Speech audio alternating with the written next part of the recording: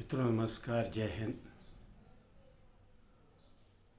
बिनसर web अभयारण्य में लगी आग से कल एक फायर वॉचमैन कृष्ण कुमार ने जीवन संघर्ष से लड़ते लड़ते अपनी जान दे दी।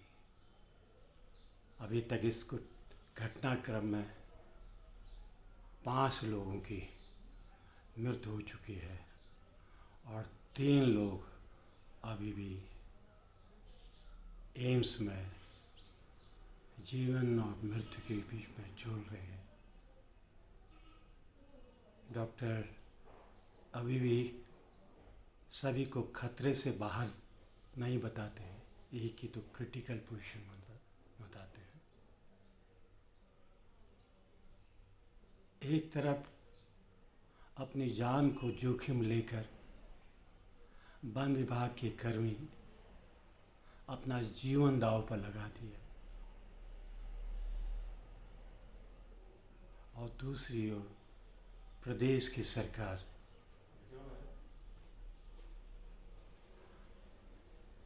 इतनी असंवेदनशील है। 14 तारीख से लोग ऑल इंडिया मेडिकल इंस्टीट्यूट में हैं, लेकिन ना मुख्यमंत्री ना उनके प्रतिनिधि वन मंत्री ने वहाँ जा कर के किसी की सुध लेने की कोशिश की। पूरे प्रदेश के अंदर जो वन कर्मी हैं, वन अधिकारी हैं, कर्मचारी हैं, जो इस फायर सीजन में अपनी जान को जोखिम में डाल करके अग्नि को रोकने का काम करते हैं, उनको ये आश्वस्त करने की कि इस तरह की घटनाओं में सरकार उनके साथ, उनके परिवार के साथ खड़ी रहेगी। ये संदेश प्रदेश के मुख्यमंत्री पता नहीं क्यों भूल गए। एक तरफ 2-3 दिन पहले नैनीताल में मीडिया ने मुख्यमंत्री की वो खबरें कहीं चाय बनाते हुए, कहीं वॉक करते हुए, मिलते हुए, हंसते हुए तस्वीरें छापी। कहीं उस मीडिया ने जिक्र नहीं किया जिन वन कर्मियों के बीच में आपको होना चाहिए था, आपके प्रतिनिधियों को होना चाहिए था, उनके परिवारों को ढाढ़स बताना चाहिए था। आखिर नैनीताल की रोड से भी आप कुछ मैसेजिंग कर रहे हैं, वहाँ क्यों नहीं गए? एक पुरानी कहावत है, रोम जल रहा था, नीरो बंसी बजा रहा था। आज प्रदेश में सरकारों का यही हाल हो गया। वन मंत्री जिनकी जिम्मेदारी थी वो गायब हैं। अभी तक उस पूरे घटना में मैंने कहीं सुना नहीं उनकी आवाज़, कहीं संवेदना नहीं। भारत सरकार में राज्य का प्रतिनिधि कर रहे हुए यहाँ के सांसद और जो केंद्र में मंत्री हैं, उन्होंने भी संवेदना के 2 शब्द व्यक्त किए हो। उन आप परिवारों से मिल करके, वो तो दिल्ली में ही थे, किस राज की ओर, किधर और की ओर हम जा रहे हैं। मैं कृष्ण कुमार परिवार की ओर फिर संवेदना व्यक्त करता हूँ। मैं भी गया था, परिवार को आशा थी कि देश के सबसे बड़े संस्थान में इलाज चल रहा है, जिंदगी मौत इस लड़ाई को जीत लेगा, लेकिन हार गया। आज इस प्रदेश में जो ये जंगल की आग का मुद्दा, सिर्फ जंगल की आग का मुद्दा नहीं है। जंगल इस देश, इस राज्य की अर्थव्यवस्था के आधार स्तंभ है। चाहे हमारी 4 धाम यात्रा हो, जो हिल टूरिज्म हो, लाखों लोग जो देश के विदेश के प्रतिवर्ष यहाँ से हिमालय को देखने आते हों, वो सब कुछ इस जंगल की सुंदरता पर निर्भर करता है। इस जंगलों पर ही यहाँ का जीवन, इस देश का जीवन निर्भर करता है। हिमालय बचेगा तभी जब जंगल बचेंगे। ये नदियाँ, ये समुंदर इन्हीं जंगलों के ऊपर निर्भर करते हैं और इनको बचाने का दायित्व विभाग का है। लेकिन वो विभाग के अधिकारी कर्मचारी जो इन 3-4 महीनों जब फायर सीजन का है किस तरह से अपने कर्तव्यों का निर्वहन कर रहे हैं, ये इन घटनाक्रमों ने उजागर कर दिया। इसी अल्मोड़ा जिले में पिछले 2 महीने के अंदर ये लगभग 10 मौतें हो चुकी हैं, जिनमें 5 वन विभाग के कर्मी आग को बुझाते हुए शहीद हो गए। ये लोग निहत्थे ढंग से बिना कोई साजो सामान के, उपकरण के उस आग को बचाने के लिए निकल गए और इस पूरे घटनाक्रम की अभी भी न राज्य सरकार ने न भारत सरकार ने संज्ञान लेने की आखिर क्या कारण है, क्यों हमारे वनकर्मी उस आग की लपेट में आ गए। क्या उनके पास इस भयानक आग को काबू में रखने के लिए, आग बुझाने के लिए और अपने आप की जान को भी बचाने के लिए वो तमाम साजो सामान, उपकरण, आधुनिकतम जो आज की दुनिया में उपलब्ध हैं, क्या सरकारों के द्वारा उपलब्ध कराए गए हैं? भयानक आग में आँखें, श्वास की बीमारी हो सकती है। क्या वनकर्मियों के पास ये उपकरण है? क्या उनके पास ऑक्सीजन का सिलेंडर है? उनका तो बीमा तक नहीं है। जिन वन कर्मियों से, वन कर्मचारी अधिकारियों से हम आग को बुझाने का दायित्व समझते हैं कि उनको अपने कर्तव्यों का निर्वहन करना चाहिए, उनका तो बीमा तक नहीं है। आखिर सरकारों को नहीं मालूम है? आपदाएं आती हैं, मीटिंगें करते हैं। अभी बरसात का सीजन है तो सरकारी विभाग की मीटिंगें हो रही हैं। 4 धाम यात्रा शुरू होती हुई मीटिंगें होती हैं। तो हमारा भी तो फायर सीजन शुरू होता है, हर किसी को मालूम है।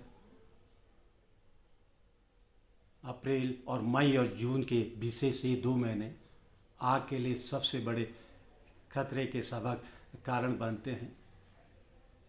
फरवरी और मार्च से लेकर 15 जून से वैसे ही हम अपना फायर सीजन करते हैं। इन फायर सीजन में लड़ने वालों के पास क्या अग्निशमन की गाड़ियां हैं? क्या इनके पास फायर से लड़ने के लिए, जो फायर बचने के लिए जिस तरह भारत की सीमाओं में हाई एल्टीट्यूड में सेना को जो बूट्स है, स्नो ग्लास है, उस ठंड सी बर्फ से बचने के लिए वर्दियां हैं, क्या वन विभाग के अधिकारी कर्मचारियों को इस तरह के साजो सामान, उपकरण उपलब्ध हैं? क्या हर राज्य के अंदर जो छोटी हमारी रेंज ऑफिसों में है, क्या आग को बुझाने के लिए फायर की गाड़ियां उपलब्ध हैं? क्या इस ओर कभी सरकार ने सोचा है?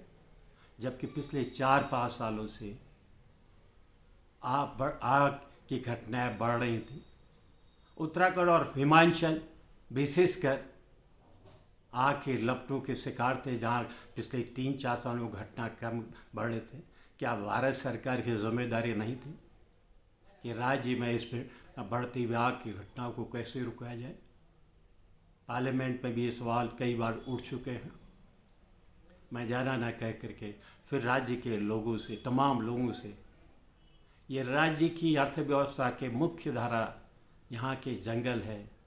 ये राज्य नहीं है, इस देश की सभ्यता, संस्कृति, प्रति गंगा जमुना जिसको हम कहते हैं, ये उत्तर प्रदेश, बिहार, बंगाल के लाखों करोड़ों किसानों को जिंदा रखने के लिए जो नदियाँ निकलती हैं वो इसी हिमालय से, उत्तराखंड से, हिमाचल से निकल रही है। अगर ये नहीं बचेंगी, आपका जीवन नहीं बचेगा। और इनके बचने के लिए जंगलों का बचना ज़रूरी है। और जंगलों पर पिछले 5-6 सालों से तो लगातार संकट बढ़ रहा है। वो संकट फायर का है, आग का है। उस आग में वन्य जंतु, बायोडाइवर्सिटी, तमाम तरह की चीज़ें नष्ट हो रही है। इस राज्य को, देश को भी सोचना चाहिए और प्रदेश के मुख्यमंत्री को इस सारी घटनाक्रम से संज्ञान लेना चाहिए। जो अभी तक उन्होंने संज्ञान नहीं लिया, उनको तो लगता है नहीं कोई बड़ी घटना है। और राज्य के मीडिया से भी मैं अनुरोध करूँगा, जब आपके ही राज्य में इतनी बड़ी घटना हो रही थी, उस पर फोकस की जगह आप मुख्यमंत्री को नैनीताल के बाज़ार में चाय बनाते देख रहे थे। जो असली कर्तव्य है, जो असली दायित्व है उनका, उस ओर भी कभी राजनेता, मुख्यमंत्री, उनके बंद मंत्री, उनके जिलों के प्रभारी मंत्री का ध्यान भी गए। जो राज्य पिछले 4-5 साल में आग का भयानक संकट का सामना करना पड़ा है, अनेक लोग मर रहे हैं, जिसमें सामान्य जन भी है, वनकर्मी है। उस राज्य के अंदर ना तो भारत सरकार के एम्स में, ऋषिकेश में, ना राज्य के मेडिकल इंस्टीट्यूट में आग से झुलसे हुए लोगों के इलाज की कोई सुविधा नहीं है। सबसे प्रभावित अल्मोड़ा जिला, पौड़ी जिला, और जहाँ 2-2 मेडिकल कॉलेज राज्य के हैं। सुशीला तिवारी बड़ा मेडिकल कॉलेज है, यहाँ कहीं इस तरह की सुविधाएं नहीं है। क्या राज्य के मुख्यमंत्री को चाय पिलाते, मौज करते हुए इस ओर भी ध्यान जाएगा? क्या कैबिनेट फैसला लेगी? और मैं एक बार फिर अपील करता हूँ, जिन्होंने अपनी जान दे दी उनको शहादत, शहीद का दर्जा दिया जाए। उनके परिवारों को, छोटे छोटे बच्चे हैं, देखते ही सोचते हैं कि कैसे अपना लंबा जीवन वो परिवार चलाएगा। उस परिवार को कम से कम, पीड़ित परिवारों को, मृतकों को एक नौकरी, सरकारी नौकरी सुनिश्चित की जाए। ये जो फायर वॉचर हैं, जो आग में को बुझाने का, क्या उनको किसी तरह के प्रशिक्षण, ट्रेनिंग भी दी जाएगी? इस सारे मामले में राज्य कोई इस घटना से कोई सबक सीखेगा और कोई अपनी अग्निशमन की एक रणनीति बनाएगा, जिससे कि जो वन विभाग के अधिकारी, कर्मचारी आश्वस्त होते हैं कि संकट के समय में राज्य और लोग और सरकारें हमारे साथ रहेंगी। अपने कर्तव्य की तृषि मत कीजिए, निचले अधिकारियों को गाज मत डालिए, खुद जिम्मेदारी लीजिए। जय हिंद, जय भारत।